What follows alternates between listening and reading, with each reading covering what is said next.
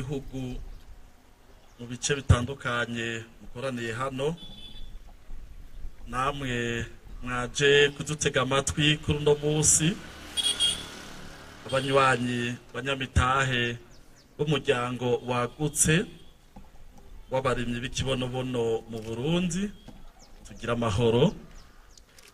Tugira amahoro, ubumwe, iterambere biciye mu burimyi bw'igiterwa c'ikibonobono.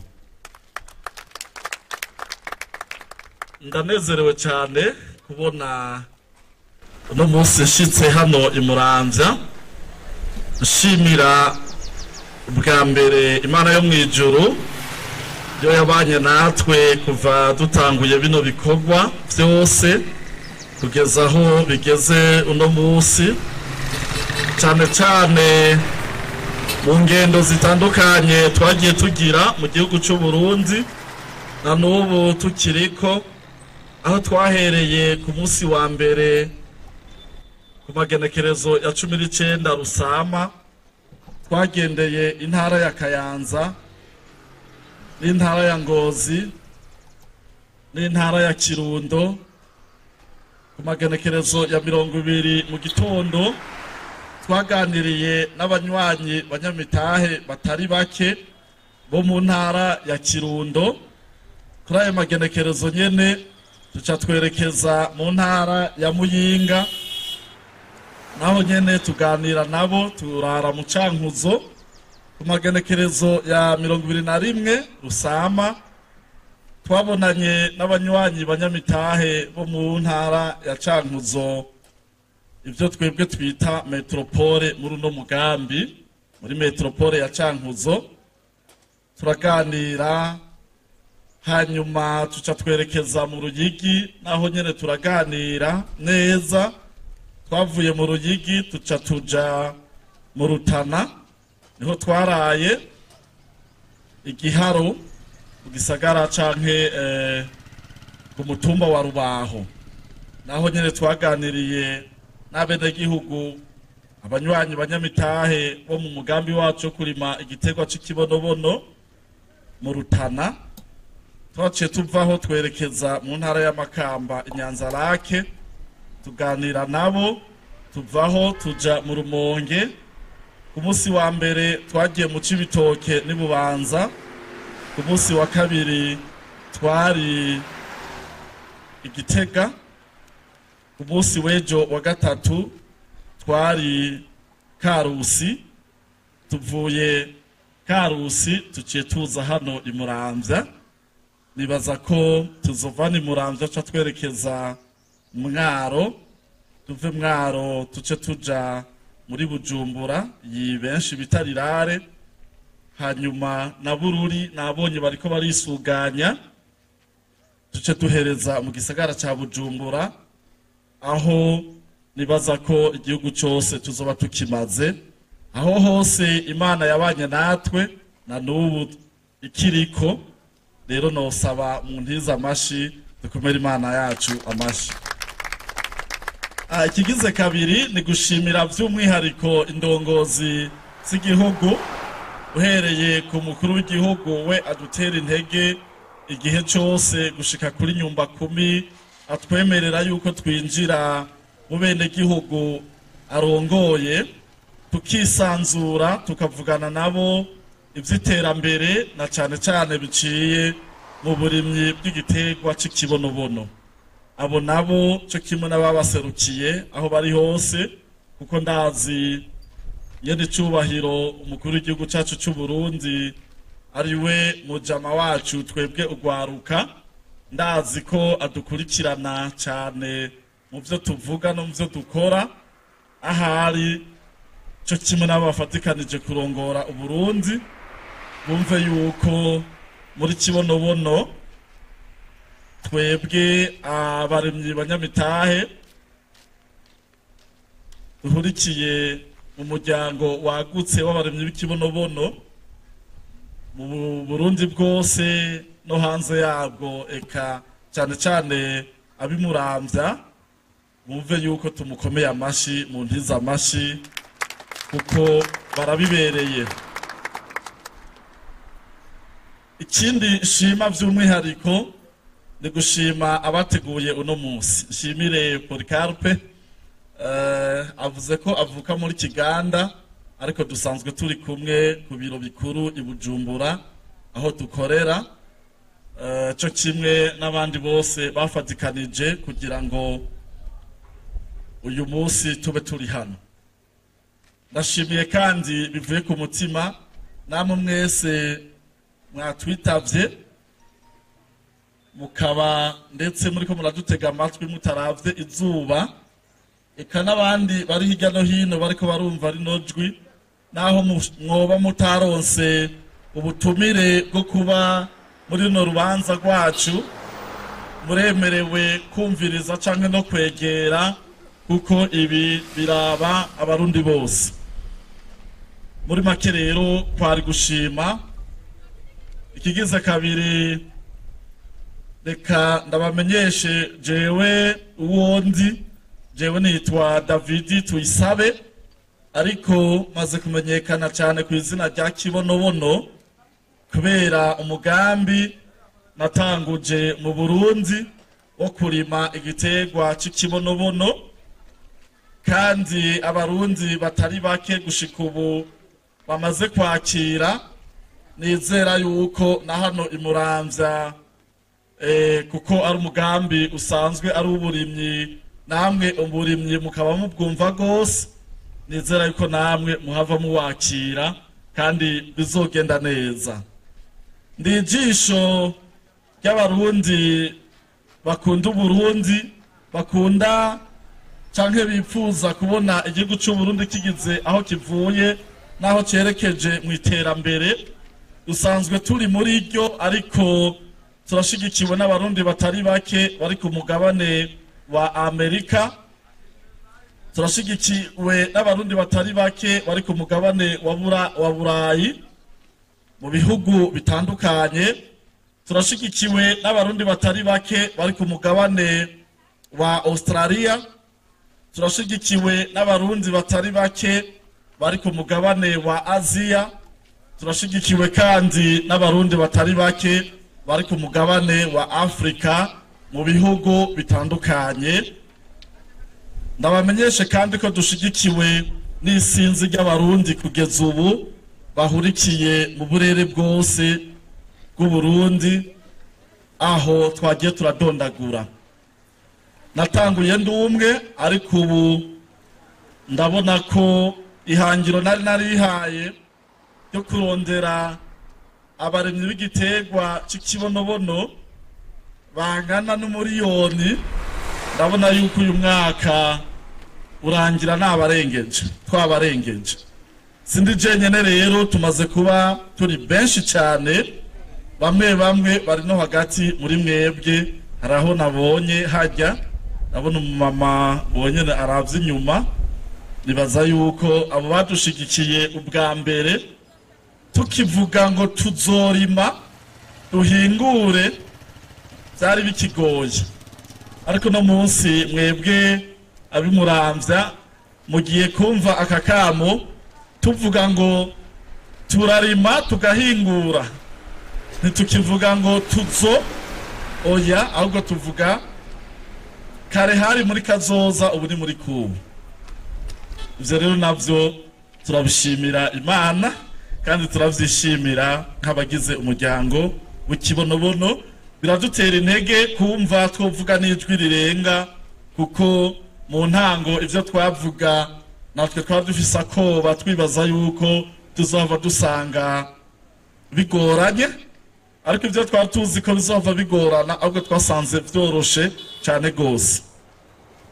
Sindi jenyene rero, ndafise abo twagendanye kuva ku munsi wa mbere, tukaba turi kumwe hano. Ndi kumwe na Blaise sanzwe avuka Imwaro, n'uyu abapepeye.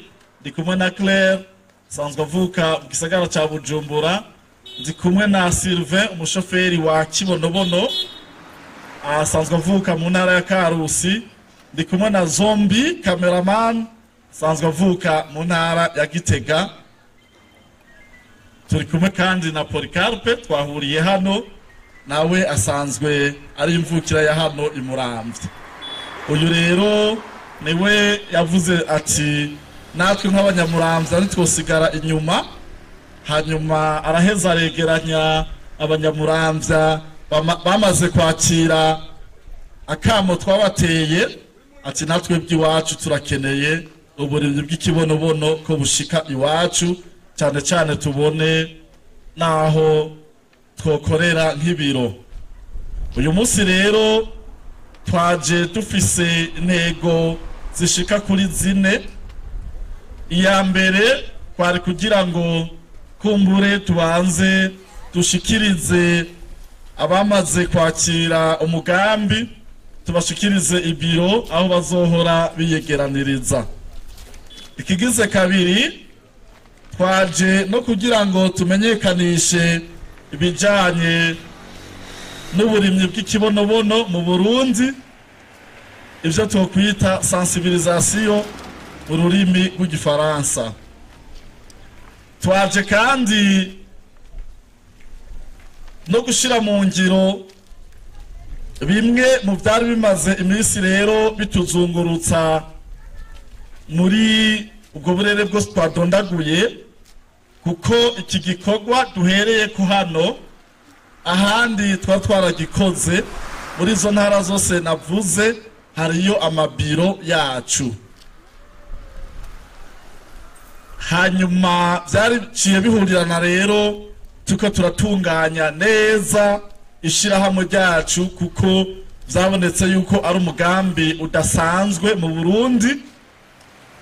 Biboneka ko ari umugambi ugomba kwitabwaho kandi ko bisaba ko uba utunganijwe neza mu mategeko. Rero nk'ibintu byari byatangujwe n'umuntu umwe, no munsi bikaba bigeze aho bigeze ubu, harageze canke twarabonye ko hageze ko tubitunganya neza cyane, kugira ngo na wa muntu umwe, nkuko abarundi bayamaze ngo umuntu ngo aturuka buka agataha bunyama, nko mu gihe vyoshika uyu mugambi ntuce uhagarara. Ico rero tuko turagikora hose. Rero nibaza yuko naha mudukundiye, mu gihe hoja kuba hariho abanywanyi banyamitahe bari hano, cha tugenda dutunganije n'ico gikorwa. Hanyuma kandi iyindi mvo igira 4 iherekeza canke iherekezwa n'ico gikorwa, azoba ari muntu mbere kugira ngo tumenyane n'abamaze kuba abanywanyi hano, kuko nabonye mu gitondo hariho abari hanze y'igihugu banyandikiye bambwira ngo kaze cyane mu ntara yacu ya Muramvya. Urumva hariho n'abandi rero bashobora kuba binjiye muri no mugambi, wanashaka bari hano nyene Muramvya, abandi bari mu gisagara ca Bujumbura, ari nabo mwazananye ariko batazinanye. Rero kwari kugira ngo kandi tumenyane. Ikindi mubone n'uyo muntu rero yitwa David yahamagaye abarundi ababwira ivy'ikibonobono. Mu nkundire rero ntidutebe cyane, ngire ko mvuga icambere rero cyo kumenyekanisha uyu mugambi. Reka ndabamenyeshe yuko uburimyi bw'igiterwa cy'ikibonobono butazanwe na David, ahubwo David yagize amahigwe, reka ndayita amahigwe, ko nkitangura kuvuga ivy'ikibonobono sinangana uku. Rero je agace navukiyemwo, umuntu aguwe neza twamubona kubera uvyibushe, twacavuga tujya muntu arafungura. Mgatwe yari ntuvuga arafungura, tuvuga ararya. Hano mwe muvuga arafungura kubera ikirundi muragitahura cyane gose, nico twize nimwe mwacanditse. Rero ndabamenyesha yuko ikibonobono kizwi mu Burundi kuri leta mbirigi, cyazanwe n'abazungu. Umuzungu yazanye ikawa ni nawe yazanye n'ikibonobono. Yari umuzungu yitwa Haruwa, niwe yaje yazanye ikibonobono. Abatama rero ba kera aho twaciye canke mu bigo vya Izabu n'ahandi twararonse intahe nyinshi cyane zemeza yuko ikibonobono carimwa kuri leta mbirigi, kandi ko abarundi isinzi bakironkeyemwo amafaranga. Hari n'abavuga yuko bakoze ku mahera ubwa mbere ariko bashoboye ikibonobono ku bazungu no ku barabo, ariko ico gihe bo ntibari bazi ico kibonobono bagikoresha. Hanyuma twarumvise abandi barundi batari bake bavuga ko bari bazi ikibonobono bagikoramwo ngo bagishira mu bidirigi. Haraheze rero imyaka myinshi cyane ku isi irenga 6,000 ikibonobono kirimwa mu isi, kandi murazi neza ko ico giterwa c'ikibonobono kuva kera cyane cyavugwa no mu bitabo vya kera. Muri Bibiliya hari ahantu tubona inkuru y'Imana yamereje ikibonobono witwa Yona acugamamwo akazuba. Kumbure natwe uno munsi mu Burundi Imana irashobora kuba yatuzanyemwo, yatuishuriye umugambi w'ikibonobono kugira ngo tuwikingemwo ubukene, kuko kiramara ubukene. Turaja kwibabwira ikibonobono rero ku isi kirimwa mu bihugu bitari bike, cyane cyane igihugu c'Ubuhindi nico gishora ibice 80% ku isoko mpuzamakungu canke mu isi yose. Ni kuvuga nico cimbura ubwa mbere igiterwa c'ikibonobono. Hakurikira ko igihugu c'Ubushinwa na Brazil cyane cyane, ibindi vyose biza bikurikira. Aho novuga nko muri Afrika igihugu ca Ethiopia, Nigeria, Kenya, Cameroon, Maroc, Madagascar, Comore, Uganda gushika ubu, reka hiyongereko n'Uburundi rero, South Africa, hari yepfo hose ikibonobono barakirima ariko ku rugero rubaye. Ikibonobono rero jewe nakimenye nari nsanzwe mpingura amasabune. Aya masabune nyene asanzwe duhingura dukuye mu mise, dukuye mu mavuta y'imise. Ico gihe niyumvira ahandi hantu nokura ikintu covamwo amavuta ashobora kubandanya adufasha kuronka isabune, kuko nabona naguma nkora mpomba kuko umuse wateye uduga. Ndiko ndarondera rero niho nabona igiterwa c'ikibonobono, mu gifaransa citwa ricin, mu congereza citwa castor. Urashobora kuraba ukandika ricin cyangwa ukandika castor, naho ukwandika ikibonobono kuri internet urashobora kubona amavideo menshi. Ayanje uyirengagize, mugabo ay'abanyarwanda bavuga ivy'ikibonobono uraja kuyabona. Sinoca iyo vyaciye, naciye mperaho hari mwaka w'2022 ngerageza kwiga kuri ico giterwa, nariko ndarondera ko coduha amavuta kugira ngo mbandanye nkora amasabune. Harageze igihe ndagenda ndarondera imbuto nkuko nabibonye, ndazitera, ndabona umwanya cereye,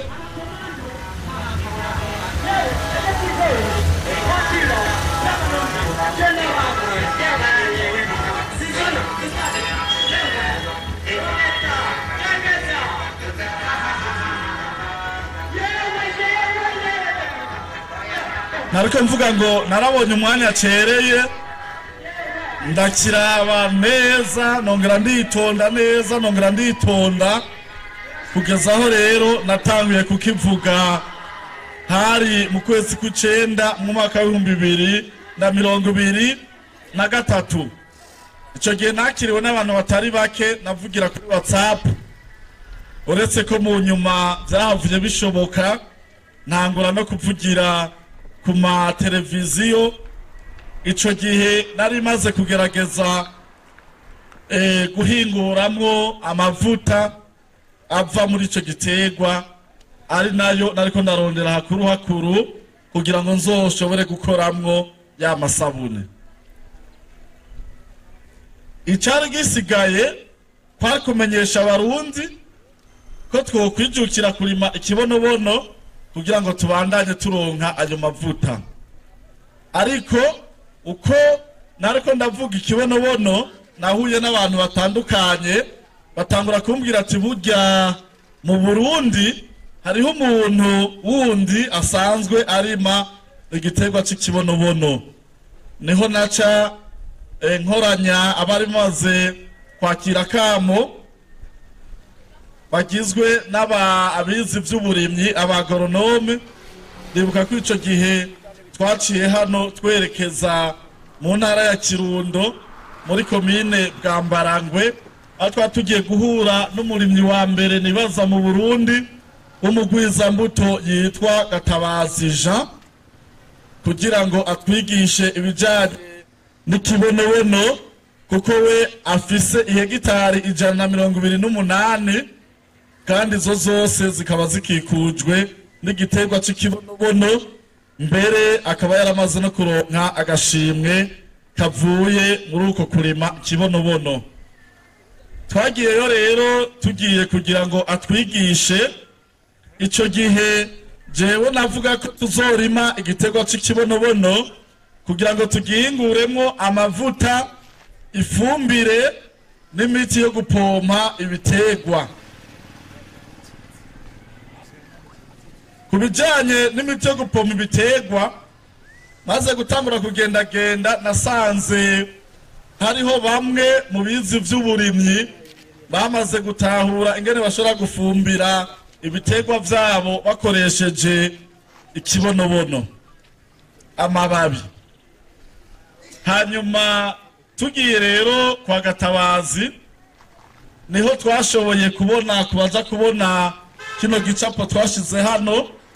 Iyi foto iri hano igira kabiri, kini giterwa c'ikibonobono. Iyi foto igira kabiri handitsemwo ibibonobono. Twayifatiye ku mugwizambuto Gatabazi aho yariko aratwigisha utu twose n'utugunira turimwo ikibonobono. We rero yatubwiye ubumaro bushika kuri 3 ngiye kuvuga bwatuma arima ikibonobono, kumbere namwe muvyumvireho. We yarima ikibonobono mu ntumbero yo kugira ngo agihinguremwo ubwa mbere, hari mu ntumbero kugira ngo kimufashe gukingira ibiterwa vyiwe. Kubera ko asanzwe ari umugwizambuto, avuga ko ikibonobono ukirimye ukagitera mu bigori canke mu bindi biterwa ivyavyo vyose bibangamirwa n'udukoko, ubuhinga canke ubushakashatsi bwerekana ko turya dukoko twose twona imirima, twumvise akamoto k'ikibonobono tudasubira kuja ku bindi biterwa, ahubwo tuza tugenda kurya amababi y'ikibonobono. Muri make nk'umugwizambuto kugira ngo aronke imbuto zitigeze zigwara, avuga ko haba hakenewe ikibonobono kugira ngo aho udukoko twogiye kurya nk'ibigori, ahubwo cyo tugenda ku kibonobono. Wewe rero uri upompa, uja gupompa ikibonobono, gutyo ukazokwimbura imbuto itigeze iterwa n'udukoko. Ico rero nk'abanyamuramvya ndazi yuko amashu nka yose tuyaronka mu gisagara ca Bujumbura avuye hano, mwumve yuko kumbure ikibonobono kiri kumwe n'amashu narirya kibana neza n'ibindi biterwa, ngira ngo kumbure amashu y'Umuramvya atoza aragwara cyane. Ikindi cyatuma ari mu kibonobono nk'umurimyi yarimo ibitoke bigezweho birebire binsumba, yaritiza ikibonobono kuko gikura cyane, gikura n'ingoga kugira ngo kimubere inzego. Inzego rero mu Kirundi ngira ngo murabyumva, iyo twavyita inkingi, ino ni inzego, nicyo Kirundi cyuzuye. Hanyuma ubugize gatatu, we rero nk'umugwizambuto naho ari we wa mbere, Gatabazi vy'ukuri ni we wa mbere mu Burundi, avuga yuko we adakoresha ifumbire yindi twebwe dukoresha mvaruganda, ahubwo ko yikorera ifumbire yiwe ubwiwe, akayikora akoresheje ikibonobono, cyo kimwe n'ibindi avuga ko bituvamwo twebwe. Rero twebwe twari tugiye kugira ngo atwereke ingene ico giterwa kirimwa, mu gihe twebwe rero twavuga ko tuzokamuramwo amavuta n'iyo fumbire n'imiti yo gupompa ibiterwa. Mu nkundi rero ndababwire akamaro k'igiterwa c'ikibonobono, impamvu nk'abarundi twifuza yuko twese twokirima. Kibonobono oyo! Kibonobono oyo! Terambere kuri twese kabisa rirashoboka biciye mu burimyi bw'igiterwa c'ikibonobono. Impamvu twifuza rero ko abarundi mworima ikibonobono ubwa mbere, nuko ikibonobono kirimwo amafaranga. Ibaza yuko iyo mpamvu igezweho cyane mu 2025, mu gihe bikenewe ko umunwa wose uronka icyo ufungura, umufuko wose ukaronka amafaranga icyo ubika. Twebwe rero tuvuga amafaranga dushobora kuronka turimye igiterwa c'ikibonobono. Igiterwa c'ikibonobono mu Burundi twasanze kiba hose, giterwa mu kanogo gato kangana n'agaterwamwo ikigori, ugashiramwo imbuto zibiri mu kiringo c'indwi imwe n'inusu. Izo mbuto ziba zamaze kwama, ariko mu gihe warose umwavu nk'amase y'inka, y'inkoko canke n'ayandi ugashiramwo, biroroha cyane yuko ico giterwa geza kigakurana amagara meza.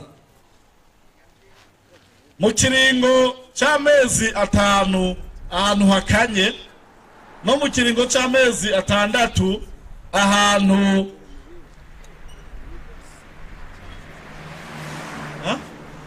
acuritse, mu kiringo c'amezi 5 ahantu hashushe, no mu kiringo c'amezi 6 ahantu hakanye, aho ngira ni Muramvya.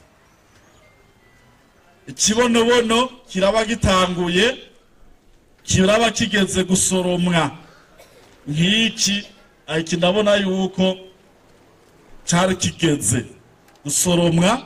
Ikibikwereka gitangura kizana amashurwe, mu kanya kikibumbabumba, kikaca kizana karya kantu, gitanguye rero kuma kiba kigeze gusoromwa. Mbere vyoba vyiza ucigikwakwanya kaya kantu kacugakata, kubera ko cumvise izuba kica cituritsa kandi gisimbira kure, dusubira kukibona. Karya kantu rero kamwe kamwe kaba karimwo imbuto zitatu arizo zizi mubona hano twazanye. Iki rero twebwe nico twahisemwo turima. Bashobora kubaha ngaho bagakora kose bagahanahana bakaraba imbuto z'ikibonobono twahisemwo turima, kuko biramoko menshi. Kibonobono kiramoko 10 kandi muri ayo turamaze kubona ayashika kuri 3 canke 4 hano iwacu mu gihugu c'u Burundi.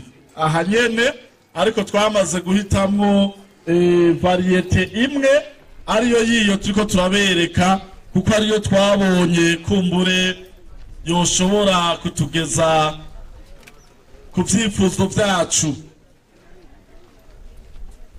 Ico kibonobono rero gitanguye kwama gishobora kumara imyaka 5, 6, 7 canke 8 usoroma igihe cose kujya kwipapayi. Nikigira igihe ngo uvuge ngo kiramye no munsi ngo nzosubirayo mu mezi 2, oya, gitanguye ntigisubira guhagarika kugeza gishaje. Izo mbuto rero ziraronderwa cyane gose ku isoko mpuzamakungu, aho batomboje neza isoko ushobora gusanga ikiro kimwe c'ikibonobono uriko urakidandaza amafaranga arenga 90,000 mu mafaranga y'amarundi.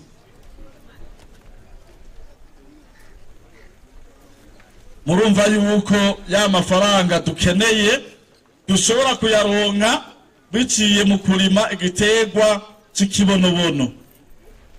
Ndanabibutse ko ayo mafaranga mvuze aho ni ku giciro cyo kuranguza kubagiye kudandaza, kuko mu ntahe tumaze kuronka kuri kibonobono media canke n'ahandi twagiye duca, hariho abagenda batubwira ko baguze intete 2 z'ikibonobono ku madolari 10.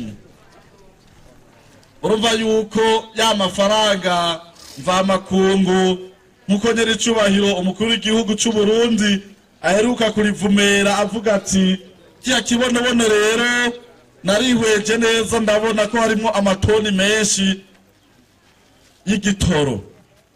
Hari muntu mbere kwerekana yuko turimye ikibonobono nk'abarundi gishobora kudufasha kuzana amahera mvamakungu. Kibonobono ico kibonobono mu bihugu aho bakirima abatari bake no mu bihugu vya Haiti mu mwaka w'2016 leta y'igihugu ca Haiti yarasohoye icegeranyo cemeza neza yuko ikibonobono castor mu congereza canke ricin cafashije kuduza amikoro y'abene gihugu bo mu gihugu ca Haiti kiri ku mugabane wa Amerika mu gace kitwa Caraïbe. Aho rero no muri Jamaica ndafise abagenzi banje benshi barimo ikibonobono hariya, bagiye bantera intege barambwira ati naho kirima ku hegitari 2 gusa woshobora kubaka etage mu gisagara iwanyu gikuru, aho ngira ni nk'Ibujumbura n'Igitega. Iyo nkuru gushika ubu nk'abarundi naje ubwanje ndiko ndabivuga, novuga ko noyemeza kubera ko ikibonobono mu gihe utakidandaje canke utakigurishije ari imbuto, ukubaka ihinguriro nk'iri mubona dufise mwiyerekwa, kandi baza yuko atari kera cyane tuzoba turifise, uko batarifotoye neza ngira ngo imashine sinzi ikibazo yagize ari ahantu usanga kiboneka. Dushobora gukamuramo amavuta. Nibaza yuko abatari bake ngaha murinjira mu masengero mwarumvise inkuru y'umwami Yezu canke Yesu, igihe haza umugore akamusuka ko amavuta ku birenge, umwe mu bigishwa biwe yitwa Yuda wakaca avuga babaye, avuga ngo ayo mavuta yari kugurishwa, ikiguzi cyayo kazohabwa abakene. Ico mutamenye nuko ry'amavuta bavuga yari ikibonobono, kubera kw'isi amavuta y'ikibonobono niyo tubona azimvye cane ku rugero rw'uko umuntu yoyaririra bayasutse ku birenge. Burya rero jewe nari nzi yuko tuzokamura amavuta y'ikibonobono kugira ngo tuyakore mu isabune, ariko nasanze atariko bimeze, kuko tumaze gutangura guhingura amavuta y'ikibonobono twasanze nk'iki kibonobono kiturima mu biro 3 gusa twakuye ngira nko ku giti kimwe canke bibiri, kimwe dushobora guhinguramwo ya mavuta. Rero naho mwaciye muvuga ngo yanti vyari ivyo azimvye cane, y'ikibonobono ariyo yaya castor oil, huile de ricin, amavuta atuma ikibonobono bacita ko ari ukuboko kw'Imana, atuma ikibonobono bacita ko ari plante miracle, igiti c'igitangaza. Amavuta atuma ikibonobono citwa ko ari zahabu yamira hejuru. Mwumve rero nk'abarundi, ha ruhande y'ubutare bwo mu Kirundo duheruka kubura, ko dufise n'ubundi butare buboneka vyoroshe cane bwitwa ikibonobono. Ivyo jewe ndabivuga kubera mu biro 3 ndashobora kuronkamwo tukamuye mu buryo busanzwe bw'ikirundi dukoresheje isekuro, tugahura tugahondahonda tugateka, turashobora gukamuramwo ano mavuta angana n'iritiro, tugurisha 240.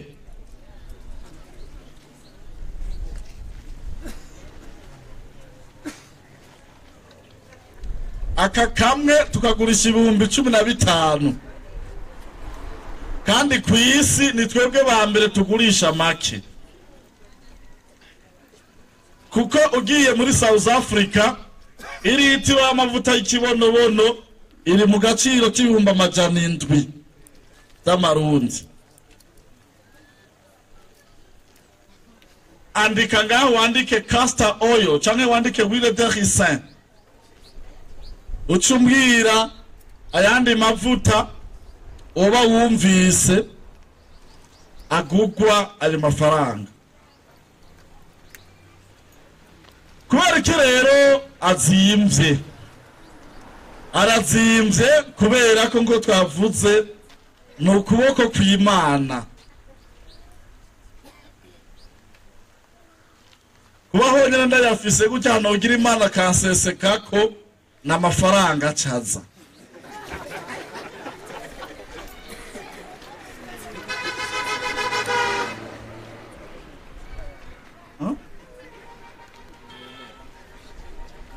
Agusesese ko gusa ari mu nzi wawe amahoro acaza.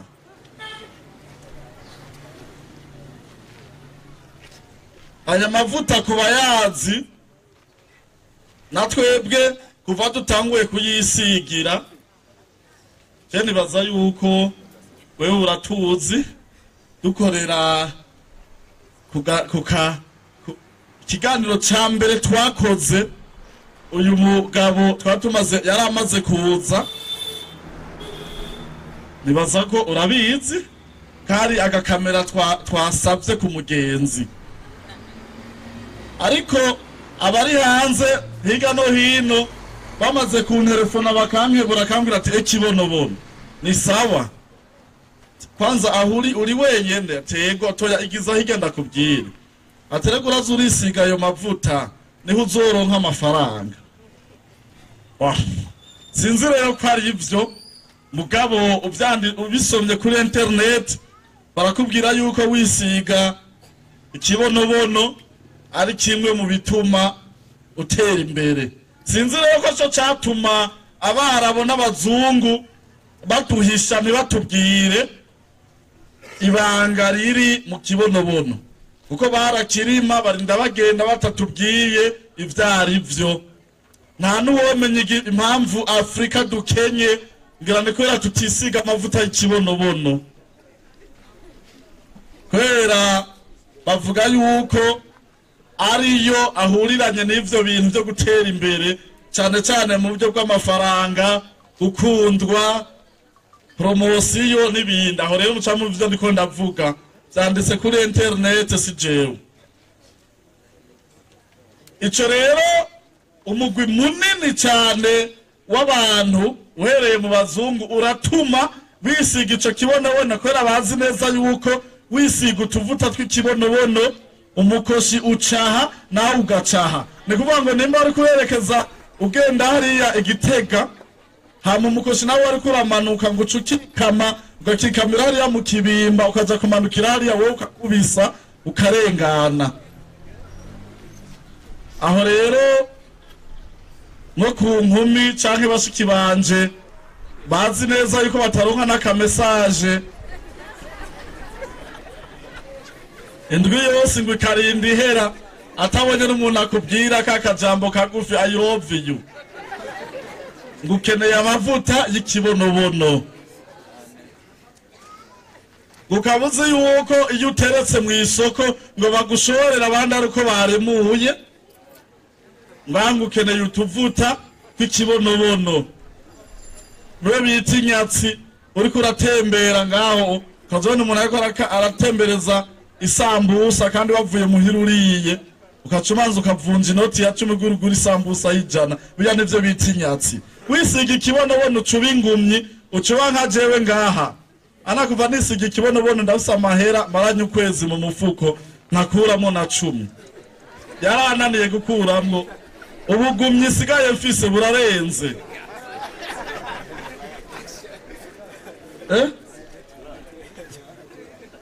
aho rero ndiko ndavuga ku kwisiga bavuga ko aha muri Uganda umuntu ariko yigisha ikibonobono sinka jewe ngaha nciye aha n'umuntu afise mwenga mwarizi muranza afise PhD ni kuvuga afise professora mu mashuri niwe ya nyuma no mu scientiste chercheur ni wari ko arigisha abaganda batonda n'amakaye ariko arabigisha ingene borima ikibonobono kugira ngo bakivyaze umusaruro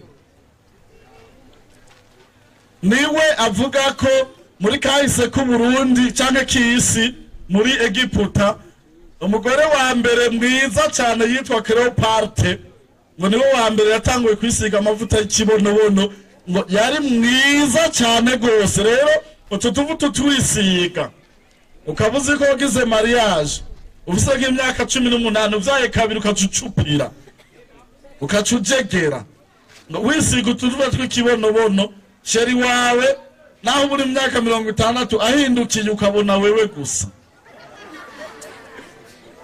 tukugira mwiza cyane gose kandi ivyo nivyo ku buryo kimwe mu bituma zimba bajya ngo abakonesere abo bita abakonesere bahariya muri 5 étoiles za Groenland bamwe bahayagiza ubwiza nababa bazi ibanga ry'amavuta y'ikibonobono kuko imitahe hano nabariko barashira mu igihumbi ico rero nisabira abene gihugu y'Umuramvya mudufashe haruhande yahabwe murima bimwe bidutunza aha hepfo mwongere muri kibonobono kizobafasha muzoronka amafaranga natwe dukeneye umwimbu kugira ngo turonka ayo mavuta ku kibazo dufise ku masoko n'abantelefona bari mu bihugu bitandukanye bandondera ko itoni 100 zikibonobono canke zayo mavuta atazihari. None rero no basaba yuko abo vyokundira uhereye n'ubu nyene twaje gushira biro ngaha, turaza guhamagara bari ngaha batwereka hiyo biro iherereye. Umuntu wese mu Burundi ahamagarirwa kurima ikibonobono, ariko kandi ukirimye washizemo agatahe navyo ni vyiza kugira ngo ejo nitwaba dushoye nawe uzuronke inyungu bivanye n'agatahe washizemo. Na cyane cyane mupanga akarere mutegurire kazoza abana banyu namwebwe nyene ubwanyu, kuko inyungu zo mu kibonobono ziranyaruka cyane bivanye nuko cera n'ingoga kandi kikera vyinshi kandi kaba kirondegwa cyane nk'ubutare buvamwo telefone. Kigezweho rero, kigezweho aho muri Kenya nabonye babahaye miliyoni 210 z'amadolari ngo bagwize ikibonobono.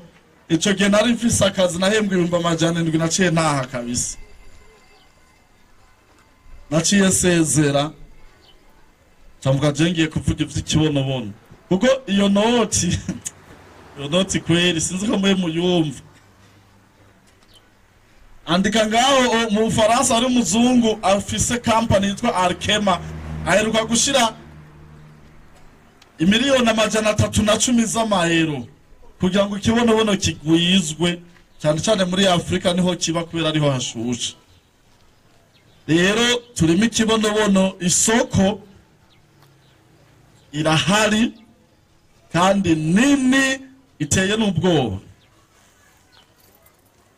Ikindi mwibuka yuko hari abambaza, hari abavuga ngo twarabonye n'abandi ngo baje ngo batubwira ngo turimo ibi ngo muga turabura isoko. Ndazi ico kibazo muragifise mu mitima, mugabo reka ndakizibire hakiri kare.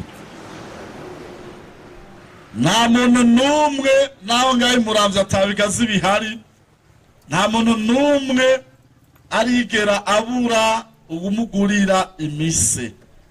Umuse murawuzi, nta soko y'umuse ibura. Rero namba ushobora kurima ikigazi canke ivoka, ikivoka ryo kubera rishobora kumara imyaka 100.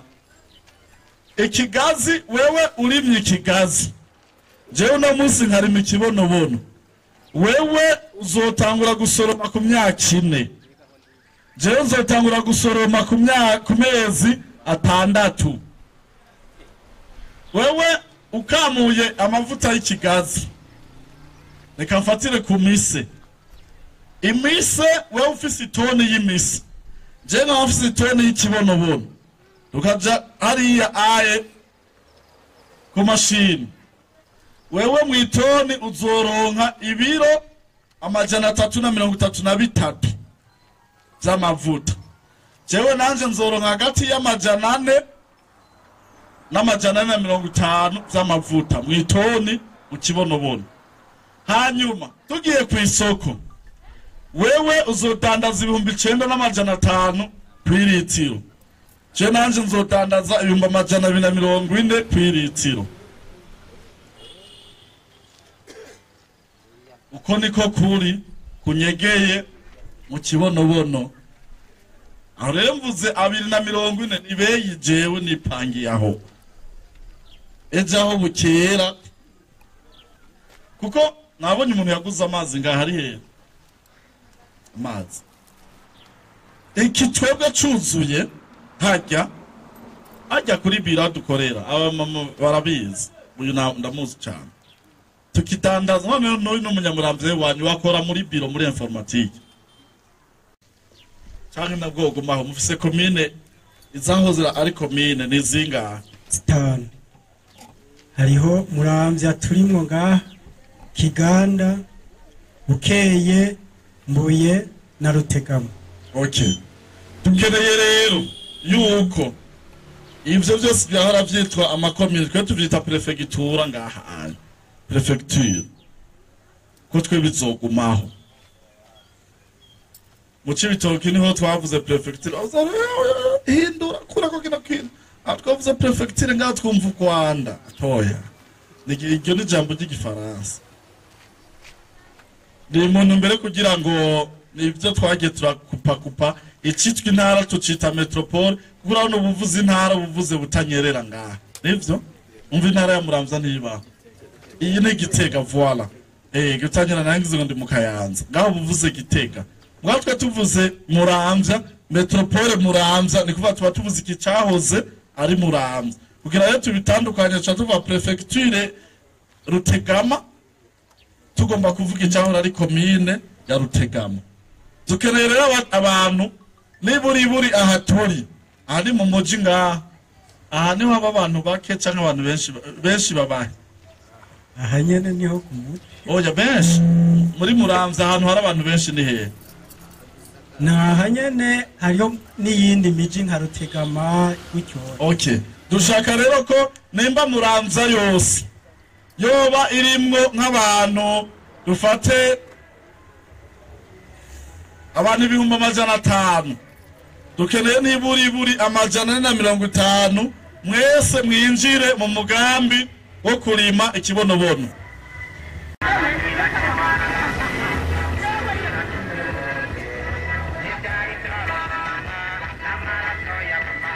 Kabera rimwe ariko humva amatwi. Dushaka ko mwese n'abana banyu abo bose tubona mubagurira udutahe, kwera bose mwese muhebe icupa rim kuwa mbere, cyo kuwa mbere muri hebe muzosubira kunywa kuwa kabiri, kuwa gatatu muce muri heba muzosubira kunywa kuwa kane, cyo kuwa gatanu muri hebe muzoca musubira kuwa gatandatu. Aya tatu muyahevye muzomwarose umutahe wo kwinjira muri kibonobono, sivyo? Amusteri nangahe? Bitandatu. Urumva muzoheba kabiri gusa mu wutwi, mwinjire mu mugambi wo kurima ikibonobono. Ababishoboye wapanze akarere n'uyo bampamagarire baze gamu babone, kugira ngo ekipe twagendanye Claire na Blaise canke na Policarpe nyene muce mubaha registre hajya, muce mubanza mwandika bayazanye ngaha, murarimo haye na matricule mujemwo ni apana byo ngo urumva ngo ni wese kurongo byo nibikyoya. Tumaze kuba tuko turarima gushika ubu turafise hectare zirenga 12 kuko turafise 4 imuyinga, 3 Ingozi, izo zibaye zingahe? 7. Turafise 4 ziteye, hariho n'izindi zishika kuri zingahe gutyo, nimba atari 3 zidateye mu Cankuzo, kandi twatanguye gusoroma 15 n'igice. Hanyuma turasere n'iyindi mirima myinshi cyane y'abakirimye ku giti cyabo, kandi nibaza ko batanguye gusoroma. Ikindi mu kw'icenda umutwaro je gushika umfise suwa amafaranga, oya umutwaro mfise no w'imbuto zizorimwa mu kw'icenda, kuko amahegitari amaze kugugwa jewe nzi ararenga 100 agugwa n'abadiaspora buca bari mu kibonobono. Aho rero niyongeye ko rero abo ntamenye, abo nabadutumye turime ikibonobono. Bagwiza tunga namwe mwese mufatiriwe n'ivyo mukora, shire mwitaye mu muryango w'abarimyi b'igitegwa c'ikibonobono. Dutegure kazoza kacu ivamwa amavuta, dutegure kazoza kacu. Iyi mikro jewe nitwa Anisete Nizigiyimana, mvuka ahepfo mu Masango, abaze ku Karubabi ni muri rya Micungara. Jewe nibashaka uwo mugambi sinawumenye kuva kera, ndawumenye mu mpera z'umwaka uheze, ariko aho ndawumviye hose naratahuye, naranyuzwe, maze nca numva ko ari umugambi utomoye, sinkwiye kuwinjiramo jenyene. Naciye ndabimenyesha benshi mu bagize umuryango wanje, inshuti n'abagenzi, reka mbere n'abo dusanzwe dusangiye ishirahamwe y'abarimyi n'aborozi twagize ababo imuramvya. Benshi nabatumye ko turi kumwe ngaha, nkagira rero nti kutinjira muri uwo mugambi ni uguhomba. Mbega mu biterwa dusanzwe turima, ibifise agaciro nk'ako duhejeje kumva vyoba binganike. Uyu munsi ikiro c'ibiharage ngaha coba kigurwa ngahe mwebwe muhegereye? Ibihumbi 3. Ikiro c'ibigori intete igihumbi 5. Batubwiye yuko ikiro uzoba yarimye ikibonobono bazotugurira ku mafaranga 5,000. None ivyo ntibikwiye kugira ngo umuntu atahure. Rero abo dusanganywe mu ishirahamwe dukurikiyemwo barabizi, twarumvikanye ko atawotera imbere ngo asige inyuma abandi. Nico gituma jewe aho ntahuriye umugambi naheje nkawumenyesha abandi, kugira ngo ntagire usigara imbere, bambe ntagire usigara inyuma mu iterambere. Murakoze, tugire Kristo. Nuko abivuze yuko atamuntu yoba yaramunze, nanjye ntabwo nari ndamuzi, ariko nkunda kuri YouTube cyane, nkurikirana ibiganiro bigize cyofasha umuntu, niho namubona ikiganiro kimwe mbere ndamubona, ariko numva ndabikunze, ndiyumvira amezi avuze cerera umuntu harimo ibiharage abimira amezi angahe. Je numva ndanyuzwe, ariko ndamurondera, ndasaba ndandika kuri YouTube kugira bamugarukane. Hariho ukora gutangazamakuru yitwa Gayeri, avuze igitangazamakuru cyitwa Umukubito, ndamwandikira kenshi cyane, ndamwandikira ubundi umwiza ubundi baramugarukanye. Rero icyo naciye nkora, naciye mfata inomero ziwe, nca ndazifata ndazandika ndaziguma, ntamureca ndamwitelefonera kuko numva umugambi nanje unyuze, numva ko notera imbere vuba. Naravuga nero nico nteza imbere, ariko sindakibona. Mbaje kinobondo mu mezi 6 mbona ko ari umugambi wo kwera. Nca ndamurondeza, bacara hambwira ku biro, ndagenda nca ndinjira.